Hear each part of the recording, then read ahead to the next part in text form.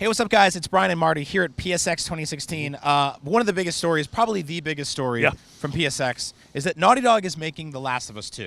The Last of Us Part 2, which I love that title. That is actually very important to put that part in there, because it does feel like they are completing a story. They're continuing something but completing it. Yeah. It's not just like something that may go on for hundreds of years.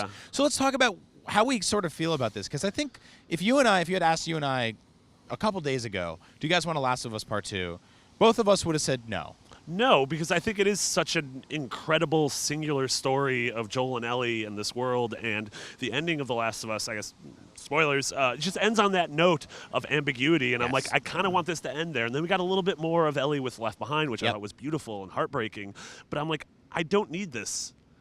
But then we saw the trailer. Yes. So, yeah, you're totally right. There was this complexity to the ending of The Last of Us where this kind of ambiguity of the hero or anti-hero, however you want to put it, is put in this predicament where he's basically projecting the loss of his own daughter onto this salvation of the woman he's saving now. Yeah.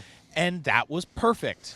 Yeah. And I'm like, we're good. And then the guitar starts playing during PSX, and we see Ellie, who, by the way, should not be playing with a head wound.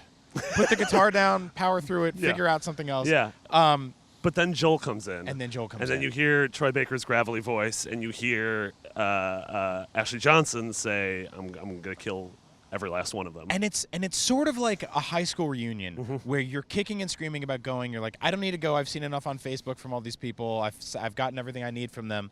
And then you get there, and you're like, I did miss these people. I don't think I realized I needed more from them. Yeah, and in their panel at PSX, Neil Druckmann, who is leading up this game, Bruce Straley is taking a sabbatical, so he's not. This isn't his game. Bruce is going to come back, they say, to Naughty Dog, but this isn't his game. He's being left behind. He's being left behind.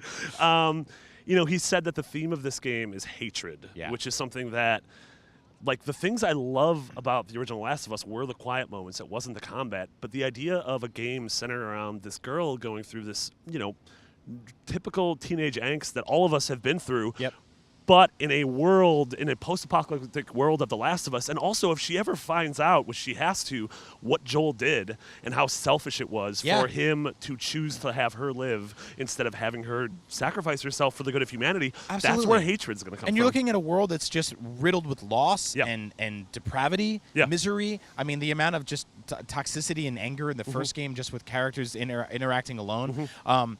It's horrible. You look at that multiplied by the fact that she lost a loved one or several. Yeah, I mean, especially Left Behind. That's what that was about, is that her first heartbreak was the most heartbreaking heartbreak ever. So we're dealing with very angry people, and that's actually how I can almost justify the fact that returning to these characters is a good idea. Yeah. Because I think if it was just like, you know, Jay and Silent Bob are back for one more adventure, I'd be like, get out of here. Yeah, we don't need this. But the fact that they're coming back and they're miserable and they're dark and they're angry, it helps to justify the fact that, like, yeah, video games are a business, and this is a sequel that's going to be made for money.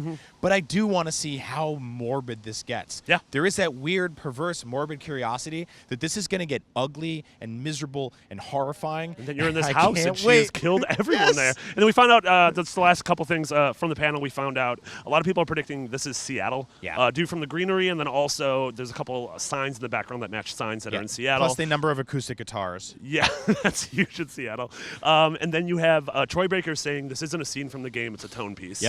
And then you have Neil Druckmann, to people like us who are like, we don't want a sequel originally. He's like, hey, trust us. Yeah. Which, if there's anyone you can place your trust in, it's Naughty Dog. It's the people who made it. Yeah. So, yeah, I mean, I don't know when we're going to get this. If this probably isn't 2017. This is 2018, I would probably 2019. say 2018, 2019. But honestly, I'm all on board, dude. Yeah. So, ladies and gentlemen, IGN right here at PSX.